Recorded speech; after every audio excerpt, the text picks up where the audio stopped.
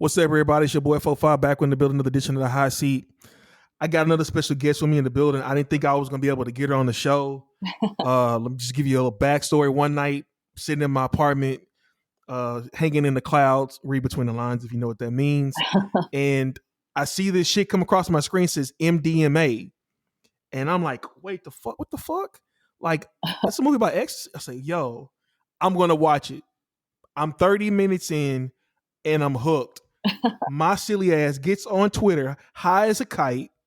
I get on Twitter. I find the director. I hit her up. I hit on her DM. I said, yo, this movie's fucking dope. I wanted you to be on my podcast. Can you do it? She hits me back and she says, let's do it. Welcome to the motherfucking show, Angie Wang. Thank you for Amazing. It's so good to be here. Thank you for having me. Man, thank you for doing it. So you wrote and you directed this movie. I did. MDMA, formerly called Cardinal X. Yep. It went through a lot of different names. Explain to me please explain to me what is it that made you say, you know what? I'm gonna make a fucking movie. Oh wow. So that's a loaded question. Yes. So it kind of started. We got another crazy little passion or crazy little idea that starts out as a little flicker and then it just sort of like blossoms into a full blown flame.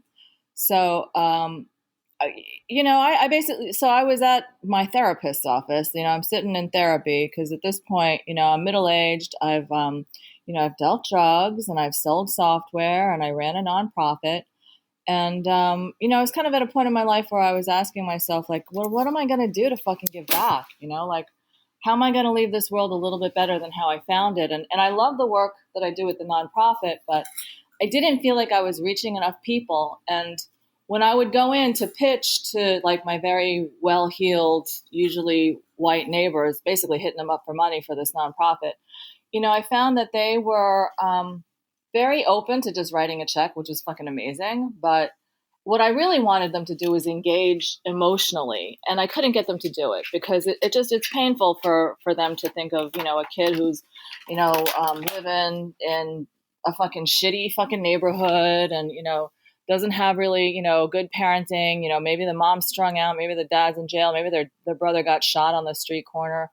And I thought, that's kind of the thing that's wrong with our society right now is like, we just don't have empathy anymore. Like it's bleeding out of us, like water draining out of a tub. So, I'm a kid who was brought up on film and TV. Like they definitely, they transported me, they reparented me, when I was alone. So I got this crazy idea that I was going to make a movie, because I thought that's a way that you can really capture people's hearts and minds. So, every step of the way, I was like, maybe I'd get someone else to do this. Like, I should get somebody else to write this. I'm not a writer. And then just my little voice kept guiding me and saying like, no, you do it. And, like when I was, everyone's like, you never even fucking shot anything on your camera. Like, what are you talking about? You don't know how to direct a movie. But I think that intuition and the universe kind of guided me. And, I found myself, then it becomes like a runaway freight train and like you can't jump off. So I just sort of went with it, but I felt like, the script started as a journal entry because, I was at my therapist's office and she goes, you should write, you have a strong voice. And I was like, dude, I'm not a fucking writer. Like, nah. And then I thought, well, I can journal. And the first scene, the scene in the movie where the little girl, like the parents are fucking going ham on each other, and the little girl's like sitting on the sofa witnessing it all. That was the journal entry.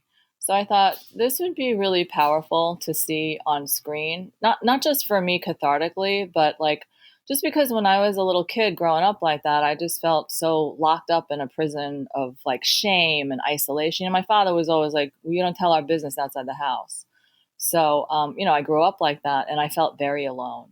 So I thought if I can put this up on the screen and some kid or someone in a like situation can see that, then maybe they can understand that they're not really alone, and there's really no shame to it. The shame is really the thing that locks us up in a prison. So throughout the movie, you display so much emotion towards your father, and like, and you feel like he doesn't display emotion back. Is that 100% accurate as far as what it was like growing up Yeah, in your my household? father definitely loves me, and he's like he can be over the top in terms of like, his anger and stuff like that, but he definitely loves me. Like I grew up when I was a little girl, I was a real daddy's girl. And then I think life happened. My mom left, he got super depressed, he drank too much. But he's still not one to be like, I love you. He's not a gushy guy like that. And my daughter and I. What does he think about the movie? Funny you should ask. He didn't like. No one in my family watched the movie, except for my sister, and then she like stopped talking to me. So my father, for years, did not. What the wait? What? Yeah, yeah, yeah. She's not like not. I think a lot of it was painful for her to see, and also, like people don't like it when you talk about the family outside the family. People don't like. She's like, "Why you gotta fucking tell your business?" And you make. She's my half sister, so she's like, that movie just showed me that you don't care about me at all. And I was like, I love you, and I didn't make the movie to hurt you or disrespect you, but also that's my truth. And I'll be goddamned if I have someone fucking censor me from my own family. Like that is my truth, and it's important for us to Yeah. talk about things like sexual abuse and stuff like that, and make it okay for other people to come forward and share their stories. So my father, after years, came to visit me, and I was like, "Hey, I live on Hollywood Boulevard." I'm like, "You want to go see a show? Do you want?" He was like, "I want to watch your movie," and I was like, "You mean with me?" And we watched the movie together. I was fucking tripped out the whole time, like texting my friends. I'm like, "Oh Jesus." I'm like instantly regretting a lot of like dialogue choices. I'm like, why would I say that? Oh fuck. I got my father sitting next to me and the character saying like, oh, I fucked you 20 minutes after I met you. I'd hardly call that a tough sell.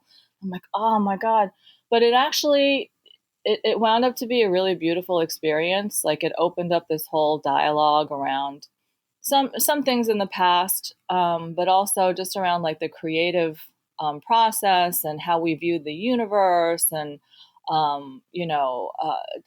like really, really beautiful, kind of like profound conversations. So it became a really good talking piece for us. So it actually was like a healing thing to watch it with him, even though I was like, just wanted to fucking crawl out of my skin, man.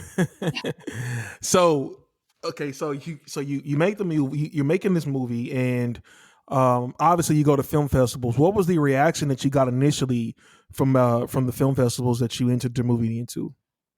You know what? Everybody passed. They were like terrified of the movie. I don't know what was going on. This was like years ago. I sat on that movie for a good 4 years. I was like, why the fuck? Like nobody's fucking taking this movie. I don't understand. Um, they, Did they tell you why? I think, when I weaved around and started like worming around behind the scenes, a lot of it was I think it was a story that scared them. I think that, it was before Crazy Rich Asians, so there was not a lot of depiction of Asians on screen. And they were like, well, we feel like, I think they were afraid to tell that Asian American story. Like they wanted like Lulu Wang's movie. They wanted like The Farewell, to be like the flagship Asian movie. And I certainly didn't fit into that box. It's a different movie. It's a different No, story. not at all. So I think they were, Yeah, it's like I'm sorry. Go ahead. Go ahead. no, Go no, ahead. no, go ahead. No, they were just afraid. Oh, okay. No, like I was gonna say, like I said, man, I watched the movie. I'm telling my friends, I say, yo, man, if I could tell you about a movie about an Asian chick selling X in the '80s, would you watch that shit? That's like, nigga, hell yeah, I would watch that shit. Where is this? I say, man, I'm telling you, man, having threesomes and doing all this wild shit. You, they say, nigga, you serious? They got a movie like that? I say, man, this shit is dope. They say, man, where is that? I say here, buddy, if the first hit is on me, man. I paid them so they can like watch it. They hit me back. They say, yo, you got to bring her to Texas, nigga. She a legend. Like, I used to live in yeah, Boston. so, man. Houston, look here. I don't care. You know what? Hollywood. They may not have caught on to it, They did. but damn it, I caught on to it ASAP. That movie is fucking legendary. Oh, I love your movie. thank I ain't gonna even lie. I think And movies some time to ripen, and I think that look, the universe has split our world wide open now. Like we're focusing on the important shit, and I think that yeah, maybe it's time for my movie. Maybe it's, I think movies Man, happen.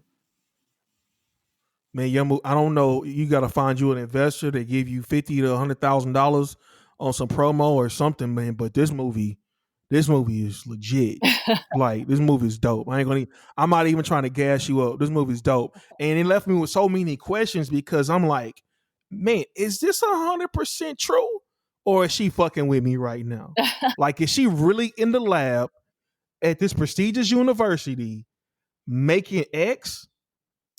Is that what is it really? Yeah. Is this what's going on? In real life, I had a partner in crime who did not want to be represented in media, which I understand. Was your partner male or female? Male. Yeah, male. And Okay. so If you would have said female, I would have dropped the mic. no, we did a lot of the heavy lifting. He did a lot of the heavy lifting, and I was just sort of bossy and been like, do this, do that. I was a very bossy girl back in the day. I guess I'm still bossy, but I'm a mom now, so I temper it. Yeah, so we did. We mixed up our own 3,4-methyldioxymethylamphetamine. And What did he think about the movie? Did he watch it at all? yeah, he did. He was like, and like just fucking be careful. He grew up to be very respectable, and basically was like, would you please fucking be careful and like change a bunch of this stuff, and you don't want to fucking get in trouble with the law now, and blah blah blah blah blah. So I'm like, hey, Why? It wasn't illegal back then. You couldn't. it wasn't on the DEA's banned controlled substances list. So, but he's always like, Yeah. be careful of the IRS, be careful of this, be careful of that. So he's very, I kind of talked him into it and took him into the dark side when we were back in the day. So he's pretty respectable, and I think he got a kick out of it, but I think he was like, I don't want people to fucking know that about me. Yeah. Because one of the guys you kind of hooked up with in the movie, it was an athlete, right? He was a swimmer. Yeah, I actually had the swimmers like run my shit for me to the different schools when they were going to different meets. I had that scene written in originally, but like I was such a low budget that they were like, "There's no way you're going to get like an airport scene or a lot of like that's a lot of money." So we took that out. But yeah, Damn, they used to run that shit for me. man. Now, so you're on the way. So you're originally from like the East Coast, right? Yep, yep. And so you went out to school on the West Coast. In an interesting time. Did you run into any type of like people that were like coming up back then that are like we know it to this day? Like now, I'm talking about in the underworld. Because if you're selling drugs, you're making drugs, you're selling drugs, you're in the nightlife, you kind of you bump shoulders with and rub I elbows would with a lot say, of that was a different long types of time ago. people. That was in the '80s. A lot of people died out. Most of the people who I kind of like crashed around with were in that world at least, either are dead or went to jail or just kind of faded off into nothing. Hmm. Which is kind of one of the reasons why Did you ever like go into? I'm sorry. Go ahead. no, go ahead. Go into what? No, I was asking is that like did you ever go into like a Compton or South Central, any of those neighborhoods, anything like that, or you just pretty much I stayed went around only like to in party. your comfort zone? I went only to like Camp like Compton is very similar to Newark where I grew up, so I went to house parties there every now and again. That was about it. I just went for the music. But back then it was a different scene. It was like it was totally different. I don't live too far from Compton right now. If I drive through to go to the Five or something like that, it's it's a different scene. The whole vibe is different now, and back then, I was really just looking for the people who could pony up a shit ton of cash for my dope. So, and I tried to separate Got you. myself from it a little because I was like, I'm not trying to fucking get arrested. So I had people who, would kind of like go to these raves and go to different parties and clubs and, frat parties and stuff for me, like the Donnie in the. Got you. Got you. Now I gotta admit, I've done ecstasy. I was on ecstasy for like 3 years. I did ecstasy for 3 years, and I've only had sex on that shit twice. Yeah, so it really wasn't. If it really wasn't, the drug for me because I talked myself out of so much ass than I did talk myself into it. So in the movie, you made that shit look so legit, like a slam dunk, like an alley oop. And in real life, my real life, that shit was not the fucking case. Yeah, tell me about your case more.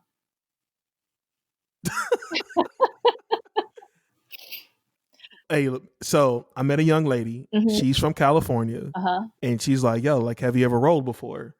And I was like, "Rolled?" I was like, "Man, what the fuck is that?" Right? Because where I'm from, we call it, something different. We call them jiggers, like, Uh-huh. jigs, like jiggers. And she's like, "Have you ever rolled?" I'm like, "No, I ain't never rolled before." So she's like, well, "Tonight we're gonna roll." So yeah, so the first time I heard the ecstasy, I had sex and it was amazing, right? So Hmm. now I got this drug. I'm like, "Yo, this shit, this is live. Let's get it." So he had double stacks and triple stacks. Like this was like, this wasn't like the pure MDMA. This was like, It's the garbage pill form or whatever. right now. Yeah, it's kind of Yeah, garbage it's right terrible now. now, They but cut it with all kinds of bullshit, They cut it with exactly. different. So I wasn't like, so I would go to these parties and I'd be rolling and stuff like that. What I fucked up at was I was rolling, but the everybody else was in the party wasn't rolling. Ah, So I'm on this whole different level, yeah. right? I'm on this whole different level, and they're like, "Damn, what's up? Da da da da. What's up, 4 5? Let's go to back." Woo, woo, woo. And I'm like, "Hell yeah!" Next thing I know, I'm in another bitch ear 5 minutes later, and the girl over here, she Oh. mad as fuck at me. So she like, "Man, fuck you." And I'm like, ah. And then the other girl, she be on her period. So it's like, ah. So it's like, man, I done talked myself out.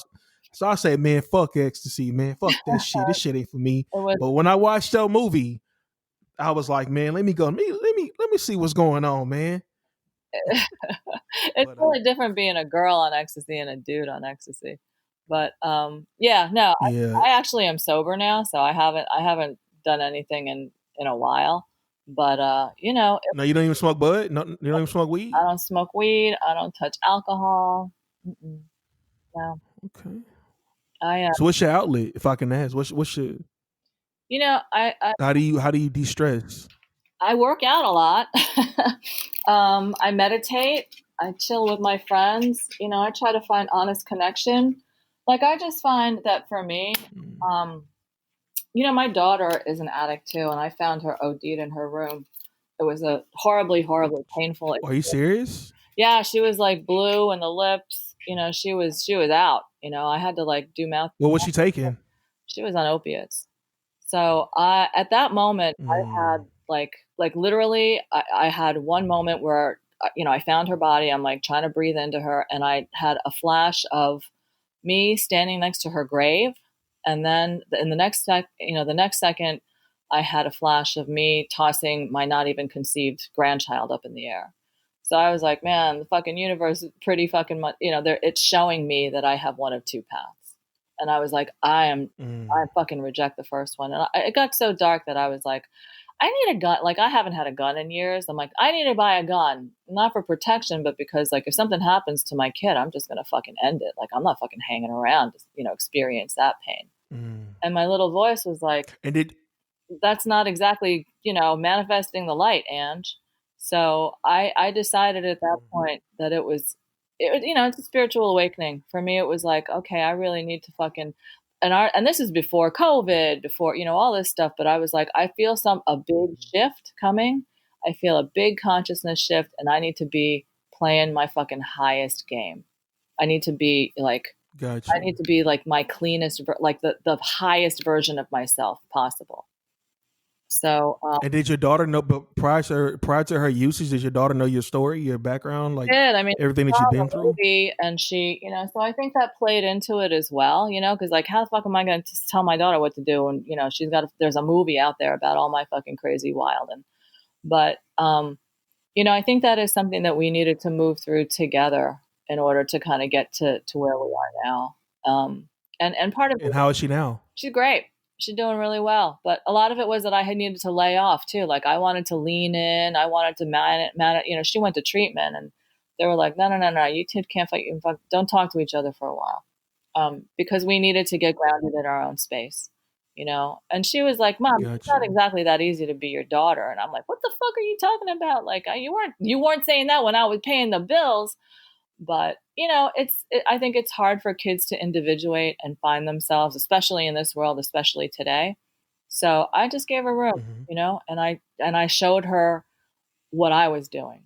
Like I was like, I'm going to work a program. I'm going to be really honest. I'm going to try to find my connection with my higher power. I don't mean to sound too gaudy or anything like that, but like those are No, go ahead. like Go ahead. God is good. real experiences for me, like just sort of, I had like, I started doing work with this. It sounds horribly LA, but like I started doing work with this shaman and like a lot of energetic kind of healing. And, I feel like a different person. I don't get fucking tricked. I used to still have a fucking wicked temper. I still can flash, but it's a lot less now. Like I used to trip out about all kinds of shit and like fucking go crazy.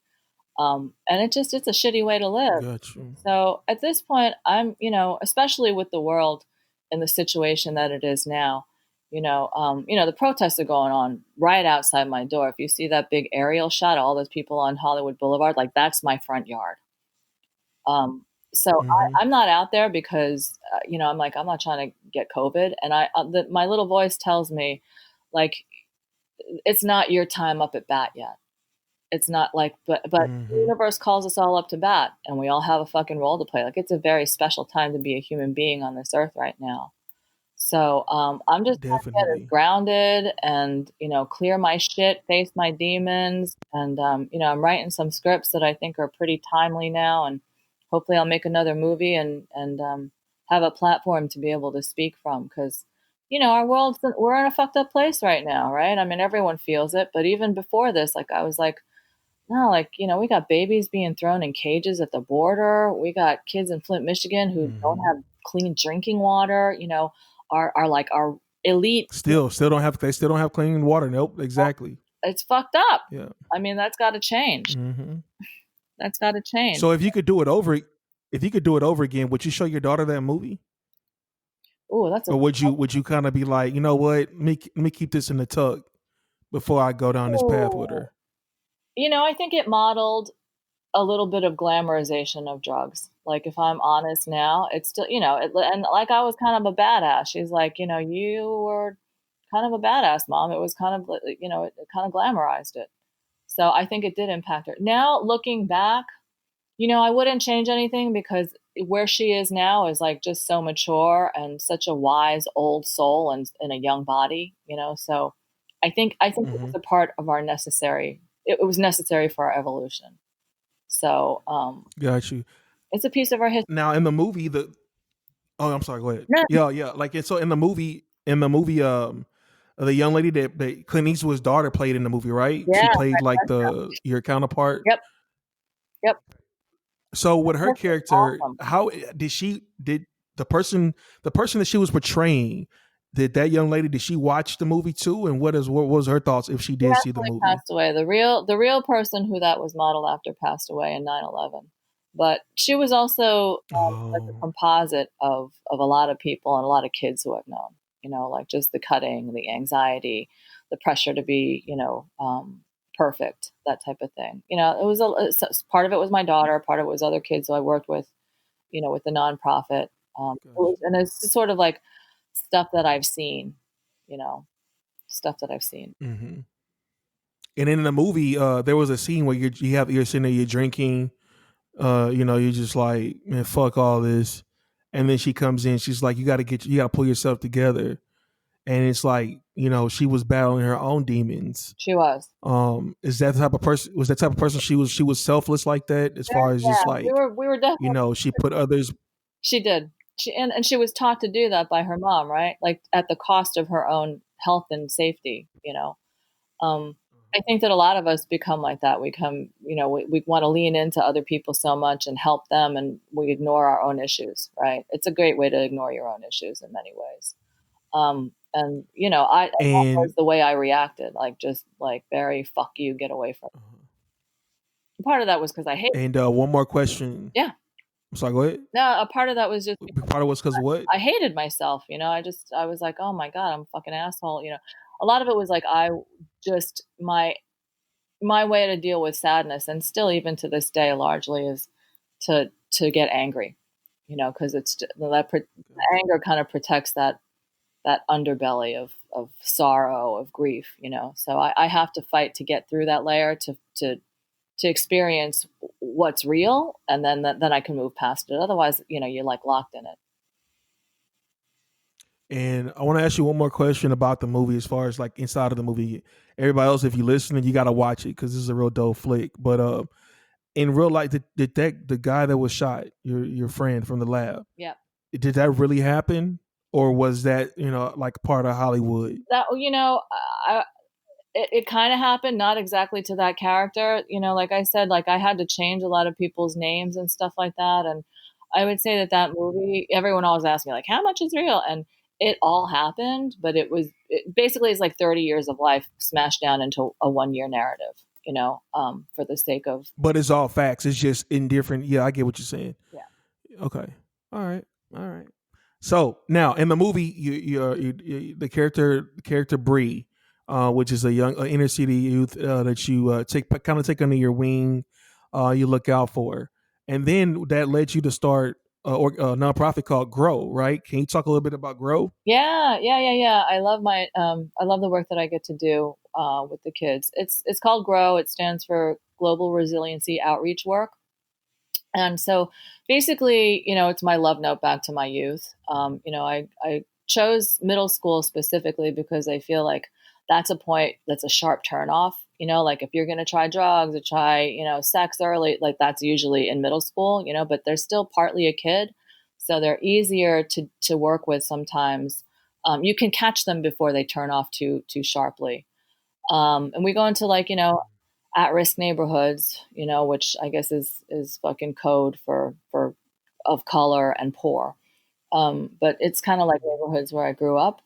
So we go in there and we basically do like a process group, you know, to kind of, you know, give the kids a venue to be really real and talk about the real challenges that they're facing at home. You know, with the idea that, you know, like a lot of these were in like these catch up schools where they like whip the shit out of the kids to try to catch up so they can go to college and, you know, which is all great. But if you try to build too much on like a weak foundation or a cracked foundation, it's just going to crumble at some point. And part of it is, you know, we want these kids not, you know, it's great to like get a good job and stuff like that, but like we want them to be happy also. You know, we want them to like be happy and feel productive and you know and thrive. So I think that that is a necessary piece of the puzzle that sometimes school doesn't really address. So I was lucky enough to get to work with a lot of these kids, and you know it's a great jumping off point to be able to really get to know these kids, you know, and to help them to be able to, you know, offer services like, you know, some of them are fucking wicked smart, you know, so to help them get into, you know, in the Bay Area, it's a real fight to get into, you know, a private high school because a lot of the public high schools are, you know, not great. So it's kind of like a mini college situation. So we would help them with that, and then we'd help them try to get into college, and then, you know, it's not like the race is done when you get to college. Like a lot of them were like, done, we won the race. When the kids would go to college, I'd be like, no, it's the beginning of a brand new race. You know, like there's a whole set of issues that come along with going away from home and, you know, leaving home for the first time. I mean, it's tough for any kid, let alone, you know, a kid who doesn't have as much money, who, you know, has to go home to a world that's completely different than college. So, you know, Got it's you. good to stay in touch and to offer. Now, have you tried reaching out to any community leaders in that area? Like how we have like because you know you're with your organization, you know it stands for a good cause, and even though you're not you're not African American, you know you still show that you care, and you're out here doing and working in the community. Um, like, have you tried reaching out to any of the community leaders Yeah, that you work yeah, in to see try to gain their help? yeah. And if you have, like, who have you worked with or connected with? We've worked, you know, in San Francisco with the KIPP schools. You know, I went into Oakland also, and we worked with Frick Middle School. There was a guy, Jerome Gordine, who is the principal there, who is like, you know, we were partners basically, and you know, crafted these different programs for the kids. You know, I also went into Bayview Hunters Point, which is actually where we shot, you know, the scenes with Anita and Bree. We actually got shot at, so we had to go into lockdown at the Y. Um, Yeah, no, I've reached out to a lot of them, and you have to partner with them. You have to be, a partner and a friend of the community. Um, so yeah, I mean, those are neighborhoods similar to where I grew up. So, Now backtrack because you said he got shot at. Like nobody told you to tap in with the neighborhood, oh, we did. the neighborhood snake. Good friend Tony Battle, who is, definitely she lives there and she's like a community leader, and so we had a lot of goodwill, but these were like kids who just wanted attention. Quite frankly, they were shooting in the air. They weren't shooting at us. They were shooting in the air. I think they just wanted attention. Got you. Yeah. Got you. You never tried to go to him and say, "Hey, you want to be in the movie? You want to be an extra?" Some of them, yeah, some of them. I had some of my kids. There's a scene that never made it to the movie where actually it comes to present day. Angie, and she's doing a group. She's doing a group, and I had a bunch of the kids come in and be in that scene. Unfortunately, wound up on the cutting room floor. The guy in the very end who, when she knocks on the door and she goes, "Hey, I'm here about the job," and he's got the little bow tie on at the Mm-hmm. very end. He actually was one of the teachers at the KIPP school. He was the first teacher who I partnered with. So Oh wow. yeah, Okay. no, I definitely, yeah, I still keep ties with them. I still keep that's work that I really love. That is work that I really love, and I'd love to make another fucking movie. But I'd love to be able to help to bridge the gap between them and the world of filmmaking. It's not an easy world to break into, and I'd love to be able to have some program that brings them on set and stuff like that. Gotcha. Because that was gonna be my next question. Do you guys teach them any type of life skills like sewing, cooking, financial responsibility, things like that? Something that they can take with them and apply it right now instead of just waiting down the line as far as when they become an adult to use. Yeah, yeah. I worked with a bunch of girls who were in it was like a halfway home kind of, and some of it was like behavioral issues that they had dealt with. A lot of it was substance abuse. So, they were all like, "We want to get out of here." And I was like, "All right, well, we definitely did like a life skills, like managing money type of thing. I think it's a big issue because like when I first made money, I didn't know how to budget. I didn't know how to, I just knew how to spend it and make it, but I couldn't manage it. So I basically did this thing where I gave all the girls Monopoly money. I was like, all right, here's how much you're going to get paid. All right, now, and then we broke it down. What does rent look like? What are groceries? Oh, you want to buy a Starbucks? Here's how much I'm taking that money from you. And they realize that it's hard to make a living in this world, and that you have to manage your money or you're going to be left with nothing. As we've unfortunately, Gotcha. I think a lot of people in this country live hand to mouth because it's just a fucked up system right now. So people, unfortunately, if you can't go to work, you're not going to eat, right? That's what happens during coronavirus lockdown. Now, It's pretty awful. now speaking of, now speaking about now, you touched on it earlier about the protesters and the Black Lives Matter movement and things like that. And you say, you don't feel like, it's your time to be up to bat yet, to stand out front. Do you do when do you think that time will be? Like, how will hey, what? It's time. Like this is time for me to step up and step out That's a great and question. to be front line on this. Yeah, that's a great Huh? question. So, my little voice or the universe usually signals me in any number of different ways. The universe usually really makes it known what it needs me to do. And right now, like the script that I'm writing that I'm, just finishing up now it's called to protect and kill. The motto is to protect Mm-hmm. and serve that the cops are supposed to have. So it's going to say to protect and serve, but then it's going to have graffiti over serve, kill. So it's protect and kill. Because I mean, these are issues. I wrote this script a long time ago, and people, were not completely not. It was not real popular because it's like kind of an expose on the police department. But I think that Gotcha. audiences are ready for it now, and I've made it very current. So I think that this provides me with a megaphone. If I go out there, I can speak, and other people can speak, and I can be part of it. I'm definitely there energetically, but I don't think it's the best use of my time or my talents. Because I think that when the Gotcha. universe, I think is ready, like there's a lot of sweeping change that's gonna need to occur. And I think that, and I think that some people will kind of get tired, they'll get weary. So then, the rest of us have to kind of take over. It's kind of like passing the torch, passing the baton, So I think that, I think my time will come. I think I'll make this movie, hopefully, and it'll provide like a platform to be able to speak to, some very sweeping changes that need to be made in this country. Most definitely. Now, are you at peace with telling your life story? Like, what I mean by that is, will there ever be an instance down the road where you're gonna tap back into the MDMA vein of things and go into a little bit more details? Because to me, I'm a writer. I love to write, and I love movies. And I mean, I've seen films get made to where based on people's lives, where that you can protect everybody involved by not giving away the person's identity, but still telling your story. So would there ever be an instance, maybe like a Netflix situation, where you bust it down into like different episodes, Yeah, but to tell but to tell the full story of actually what happened, of what it really was? I love the idea of making MDMA into a series. And actually, it's something that I've kind of bandied around with a little bit in this town. I love Netflix is like it's like doing a 12-hour movie, So I think to have all that real estate to tell story is amazing.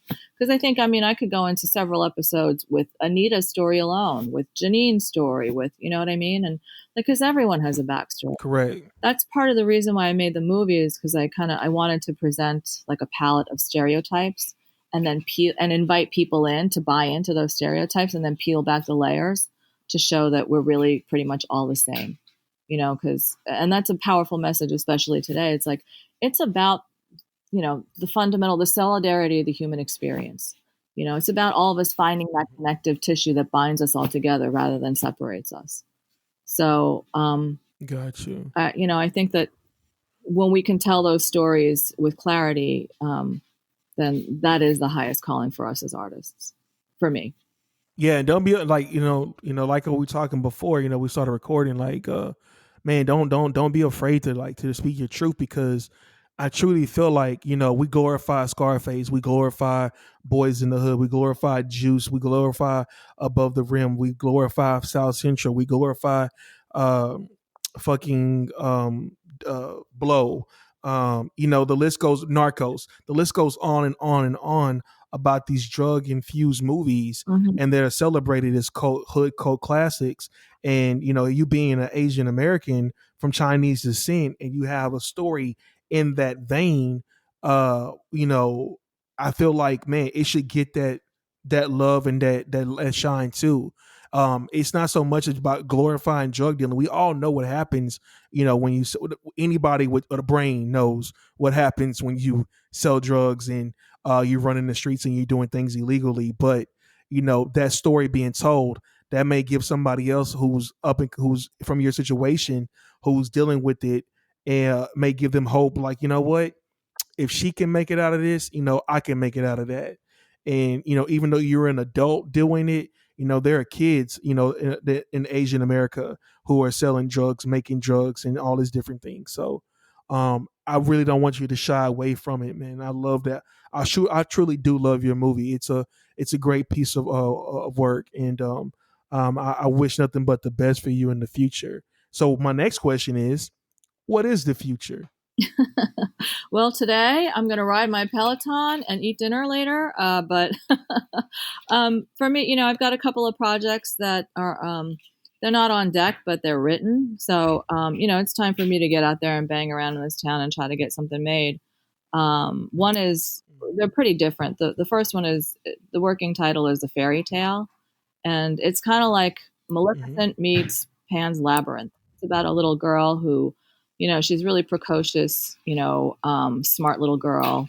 Her mother is an alcoholic, and as her life gets darker and darker, she retreats into this fantasy world. She finds a whole kingdom of fairies who live in her hedges. So she starts to go and retreat into the hedges, and the fairies are, under plague.